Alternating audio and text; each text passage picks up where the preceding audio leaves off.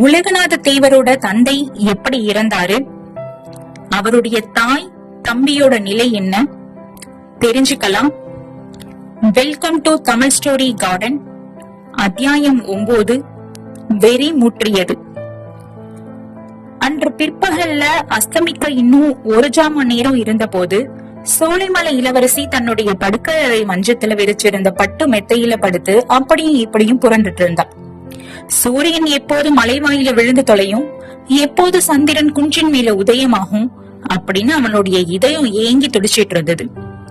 இளம் பிராயம் முதல் மாணிக்கவல்லியை எடுத்து வளர்த்து உயிருக்கு உயிரா காப்பாற்றி வந்த செவிலி தாய் அப்போது அங்க வந்தான். மாணிக்கவல்லியோட நிலையை பார்த்துட்டு, அம்மணி, ஏதாவது உடம்புக்கு வந்திருக்கிறதா? முகம் ஒரு மாதிரி பளபளவென்று இருக்கிறதே, கண் சிவந்து இருக்கிறதே அப்படின்னு கேட்டான்.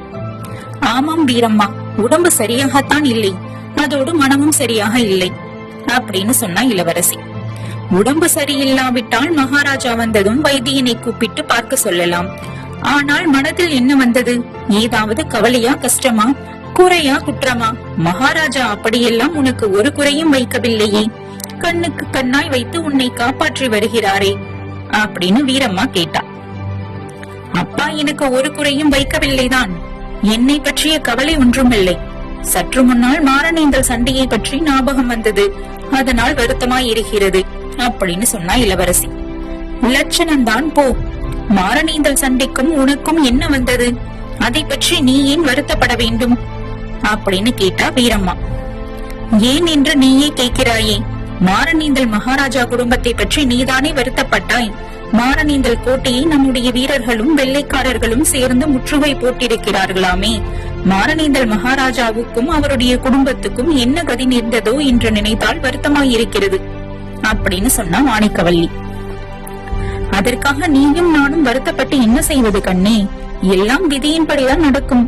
5-6 வருஷத்துக்கு முன்னால் 2 வம்சத்தாரும் எவ்வளவோ ஒற்றுமையா இருந்தார்கள். அக்கறை சீமையிலிருந்து தலையிலே கூடையை கவிழ்த்துக் கொண்டு இந்த வெள்ளைக்கார ஜாதியார் வந்த பிறகுதான் 2 வம்சங்களுக்கும் இப்படிப்பட்ட விரோதம் ஏற்பட்டது. 3 மாதத்துக்கு முன்னால் கூட என் தங்கச்சியை பார்க்க மாரணேந்தல் போயிருந்தேன். அங்கு எல்லாரும் உலகநாத தேவரை பற்றி எவ்வளவு பெருமையாக பேசிக் கொள்கிறார்கள் தெரியுமா? மன்மதன் மாதிரி லட்சணமாம், குணத்திலே தங்க கம்பியாம். அவர் வாயை திறந்து 2 வார்த்தைகள் பேசினால் பசி தீர்ந்து விடுமாம். போதும் வீரம்மா, போதும். இப்படியெல்லாம் பேசி பேசித்தான் என் மனதில் என்னவெல்லாம் ஆசையை நீ கிளப்பி விட்டு விட்டாய். அதற்கு என்ன செய்யலாம் கண்ணே? உலகமெல்லாம் தேடினாலும் உலகநாத தேவரை போன்ற மாப்பிள்ளை கிடைப்பது சிரமம். அப்படிப்பட்டவருக்கு வாழ்க்கைப்பட நீ கொடுத்து வைக்கவில்லை. 2 ராஜ்யங்களுக்கும் ராணியாகும் பாக்கியம் உனக்கு கிடைக்கவில்லை. வெள்ளம் தலைக்கு மேல் போய்விட்டது. நான் சொன்னதையெல்லாம் அடியோடு மறந்துவிடு, சொல்லுவதையெல்லாம் சொல்லிவிட்டு மறந்து போய்விடு என்று சொன்னால் எப்படி மறக்க முடியும் வீரம்மா? அது போகட்டும், சண்டை சமாச்சாரம் ஏதாவது உனக்கு தெரியுமா? தெரிந்தால் சொல்லு அப்படின்னு இளவரசி கேட்டார். மாரணேந்தல் கோட்டை இன்று காலையே பிடிபட்டு விட்டது என்று சொல்லிக் கொள்கிறார்கள். பாவம், மாரணேந்தல் மகாராஜாவும் மகாராணியும் 2 ராஜகுமாரர்களும் என்ன கதி அடைந்தார்களோ அப்படின்னு வீரம்மா சொல்லிட்டு இருந்த போது சோலைமலை மகாராஜாவோட பாதரட்சை சத்தம் சமீபத்துல கிரீச் கிரீச்னு கேட்டது.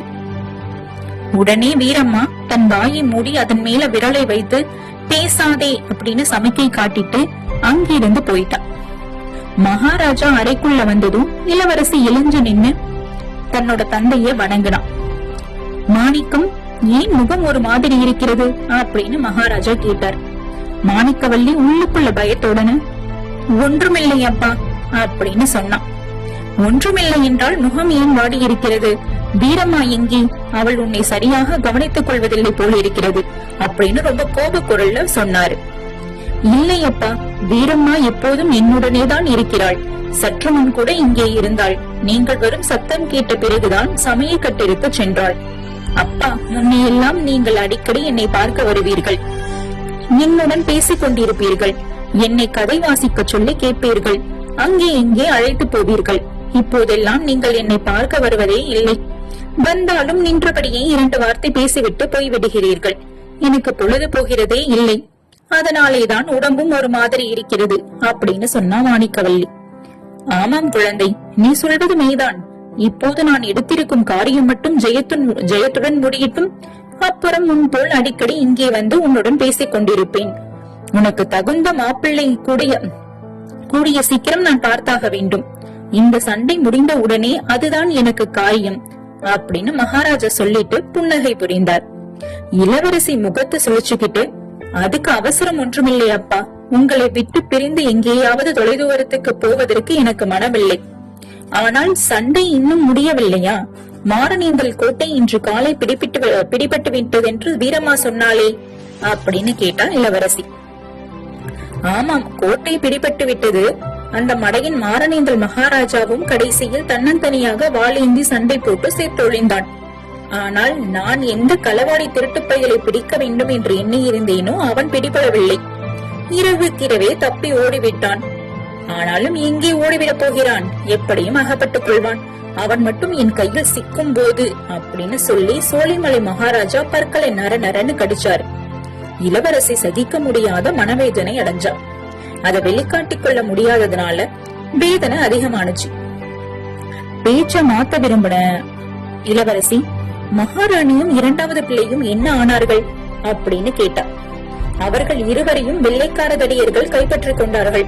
அவர்களை சென்னை பட்டணத்து கோட்டைக்கு பந்தோபஸ்துடன் அனுப்பி வைக்கப் போகிறார்களாம். இல்லாவிட்டால் அங்கே இருக்கும் பெரியதுரை கோபித்துக் கொள்வாராம். அவர்களை மட்டும் என்னிடம் ஒப்படைத்திருந்தால் இந்த திருட்டு பயல் உலகநாத தேவன் எங்கே போனான் என்பதை அவர்கள் வாய்மொழியாகவே கலந்திருப்பேன். இப்போதுதான் என்ன, அவன் நேற்று இரவு நமது கோட்டைக்கு அருகாமையில் வந்த வரைக்கும் தடயம் கிடைத்திருக்கிறது. நமது கோட்டையை சுற்றியுள்ள காடு மலைகளிலேதான் அவன் ஒளிந்திருக்க வேண்டும். இன்று இரவு 200 ஆட்கள் 90 நாய்களுடன் அவனை வேட்டையாடப் போகிறார்கள். அவன் எப்படி தப்புவான் என்று பார்க்கலாம். இப்படி சொல்லி மகாராஜா ஹா ஹா ஹா அப்படின்னு சிரிச்சு பேய்களோட சிரிப்பை போல பயங்கரமாக கொளிச்சுது. மாணிக்கவல்லியோட உள்ளத்தை அரிச்சுக்கிட்டு இருந்த வேதனை கவலை இதோட இப்போது ஆவலும் பரபரப்பும் சேர்ந்துட்டது.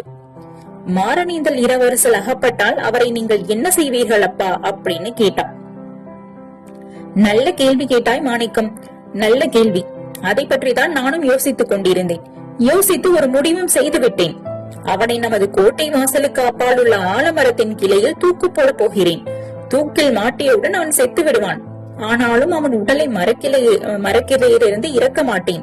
அங்கேயே அவன் தொங்கிக் கொண்டிருப்பான். கழுகும் காக்கையும் அவன் சதையை கொத்தி தின்ற பிறகு எலும்புக்கூட்டை கூட எடுக்க மாட்டேன். சோலைமலை மகாராஜாவை அவமதித்தவனுடைய கதி என்ன ஆகும் என்பதை உலகம் அறியும்படி அவனுடைய எலும்புக்கூடு 1 வருஷமாவது நமது கோட்டை வாசலில் தொங்க வேண்டும் அப்படின்னு சொன்னார். சொல்ல முடியாத பயங்கரத்தையும் அருவருப்பையும் அடைஞ்ச மாணிக்கவல்லி கம்மிய குரல்ல, அப்பா இது என்ன கோரமான பேச்சு அப்படின்னு சொன்னான். பேச்சு இல்லை மாணிக்கம், வெறும் பேச்சு இல்லை. நான் சொன்னபடியே செய்கிறேனா இல்லையா என்று பார்த்து கொண்டிரு. இதோ நான் போய் ராத்திரி வேட்டைக்கு ஆயத்தம் செய்ய வேண்டும். நீ உன் உடம்பை கவனமாக பார்த்துக்கொள். வீரம்மா உன்னை சரியாக கவனித்துக் கொள்ளாவிட்டால் அந்த கழுத்தை பிடித்து தள்ளிவிட்டு வேறொருத்தியை வைக்கிறேன், தெரிகிறதா அப்படின்னு சொல்லிட்டு சோலைமலை மகாராஜா மறுபடியும் பாதரட்சை கிரீச் கிரீச்னு சப்திக்க வெளியேறினார். மகாராஜா போன பிறகு இளவரசி சிறிது நேரம் பிரம்மை பிடித்தவள் போல உட்கார்ந்திருந்தா. கொஞ்சம் கொஞ்சமா பிரம்மை நீங்கி புத்தி தெளிவடைஞ்சது. இன்று முதல் மாரணீந்தல் மகாராஜாவாகிவிட்ட உலகநாத தேவருக்கு நேர்ந்துள்ள பெரிய அபாயத்தை நினைக்க அவர் அந்த அபாயத்திலிருந்து எப்படியாவது தப்புவிக்க வேணும் அப்படிங்கறதுல அவளுடைய உறுதி வலுவடைஞ்சது. அன்று காலையிலேயே அவளுடைய உள்ளத்துல உதிச்சிருந்த காதல் வெறி வளர்ந்து முதிர்ந்துச்சு. யோசிச்சு பார்த்து உலகநாத தேவரை காப்பாற்ற ஒரே ஒரு வழிதான் உண்டு அப்படிங்கறத அவ உணர்ந்தா. அவரை சில நாள் வரையில கோட்டைக்குள்ளேயே இருக்கும்படி செஞ்சாக வேண்டும். தந்தையோட கோபம் செஞ்சு தனித பிறகு அவருக்கு தன்னிடம் உள்ள அன்பை பத்தி பயன்படுத்தி அவருடைய பழிவாங்கும் உத்தேசத்தை கைவிட செய்யணும். இந்த வழியை தவிர வேறு வழி கிடையாது அப்படின்னு இளவரசி உறுதி செஞ்சுக்கிட்டா. பிறகு முன்னை விட அதிக ஆவலுடன் அவள் இரவ எதிர்பார்த்து காத்திருந்தா. போன அத்தியாயத்துல இளவரசி தனக்கு அந்த நடந்த சம்பவங்களை மகாராஜா உலகநாத தேவர்கிட்ட சொன்னதை நம்ம பார்த்தோம். இனி அடுத்து உலகநாத தேவர் என்ன செய்ய போகிறார் தெரிஞ்சுக்கலாம். அத்தியாயம் 10 உங்களை சந்திக்கிறேன். இந்த புதினத்தோட அடுத்த அத்தியாயங்களை கேட்க எங்க சேனலை ஃபாலோ பண்ணுங்க. தேங்க்யூ.